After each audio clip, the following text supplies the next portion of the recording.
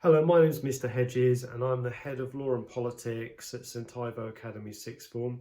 I'm also the EPQ Coordinator and Assistant Head of Sixth Form. Welcome to this presentation. I'm going to talk you through the A-Level Law course at St Ivo Academy Sixth Form. If you have any further questions, please do not hesitate to contact me. My email address is at the end of the presentation.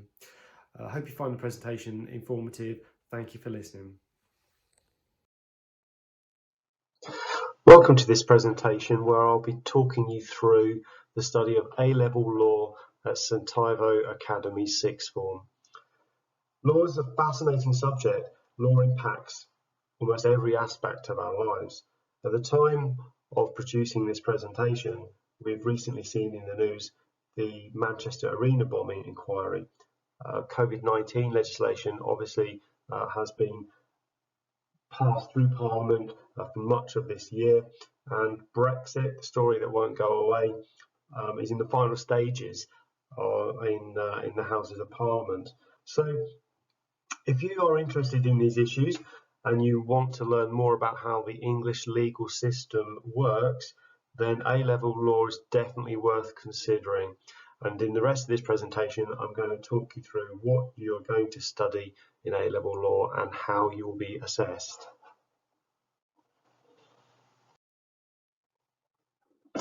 So this is a brief overview of A-Level Law at St Ivo. The exam board that we follow is AQA. The A-Level is a 2-year course, a 2-year linear course, which means that the exam papers will be sat at the end of year 13. So I'm going to talk you through what units of study you can expect in both year 12 and year 13. So beginning with year 12, we start the autumn term with the study of the English legal system. So this is like an introductory unit of study where students will go on to study how laws are made, the key processes and institutions that make up our legal system, legal professions as well, such as barristers and solicitors. And we then move on around the October half term approximately to study criminal law, and that will take us through to the spring term where we switch to tort law, which I'll explain later. And then in year 13, the third area of law that students will study is contract law, slightly different, that one. And finally, students will study concepts of law, which in effect are the theories that underpin lawmaking in the United Kingdom. So the first significant unit of study is criminal law, and this is the theme of exam paper 1. Students will study what we call fatal offences, like manslaughter and murder, largely through relevant case authority, case law, non-fatal offences as well as property offences, which are offences like theft or robbery. Again, all of these offences, students will largely be studying them through the lens of legal authority, case law throughout history, some quite recent, that help the court inform their decision making and go on to inform future court decisions in similar cases. Students will also need to learn, or rather they will be assessed on their knowledge of the English legal system through various questions on this paper, mainly shorter answer questions, but they will need to be able to make that link, make those connections between how the English legal system operates within the area of criminal law. So just a quick summary of the main topic areas then within this unit: criminal theory, non-fatal offences, fatal offences, property offences, and defences. We'll also study defences to those areas of criminal law, or rather those offences, and how various defences have been used in the courts in the cases that we study.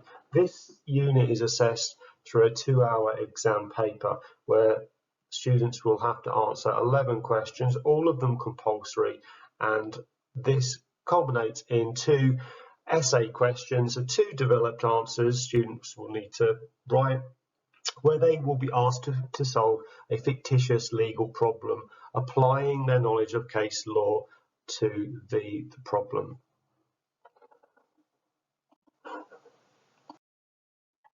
So the next unit of study is called Tort Law.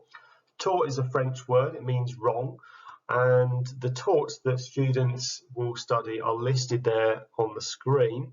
So for instance, we will study the issues of duty of care and breach of duty, which is covered in that first topic there, negligence.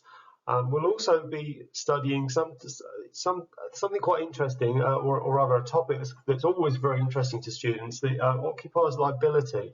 And so this is really about getting students to consider the role an occupier has, so it might be a tenant or a homeowner, in protecting visitors that come to their premises, including trespassers. So that's a very interesting unit of study, or topic within this unit of study. One of the main case studies that we study in this unit is the Hillsborough disaster. This obviously is a famous disaster in the UK, highly publicised on the television news and in the newspapers over the years. So we'll look at a number of cases around this crisis, including the several cases by families, or claims rather, made by the families in the courts, families of the victims of the Hillsborough disaster. So this unit is again assessed through a 2-hour exam, which is made up of 11 compulsory questions. Again, 2 of those are the essay questions, which have the same format, where students will have to solve a fictitious legal problem through applying their knowledge of case law.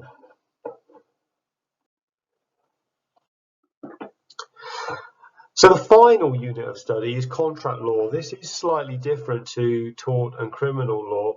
Contracts are agreements and they enforce the law, and contracts mainly will be found from common law, or what we refer to as case law. So students will learn a lot of cases in this unit, a lot of cases that mainly deal with how contract disputes crop up and how they are resolved.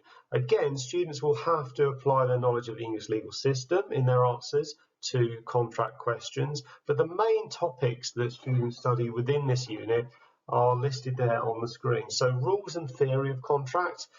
Students will learn how contracts are formed. They'll learn what is included in contracts, how disputes arise, and then how do you get out of a contract? How do the parties that enter into a contract, how can they exit that contract?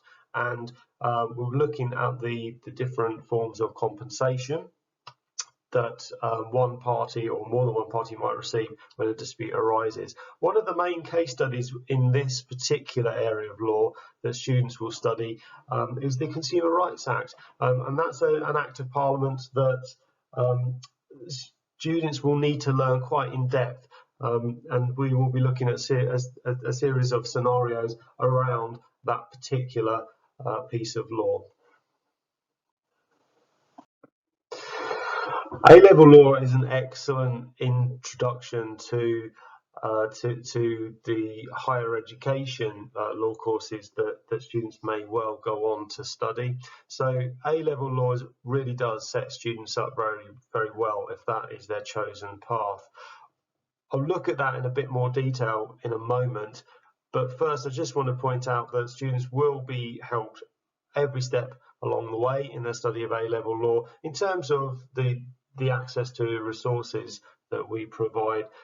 We have a whole bank of online resources, including students will have access to their own personal online textbook for private study, and all the lesson PowerPoints are available in Schoology for students to access during their free periods and when they're studying away from the school. So the type of skills that students will develop along the way in their study of A-level law will be particularly useful if they are considering studying law at university. Those skills include the skills of analysis and evaluation. Students in their written answers will be regularly asked to analyse relevant case law, to reach regular judgments, to dismiss certain pieces of evidence, and to reach overall conclusions to these fictitious problems that I keep mentioning. The other key skill that students will learn is application, because throughout the study of A-level law, from the outset, in fact, students will have to apply their knowledge of relevant cases to these legal problems that they are presented with. So it really does set them up very well for studying a law degree course. As you can see, we have a very good history in the Politics and Law department in terms of grades, and we also have a very good track record in that many students choose to study law at university every single year.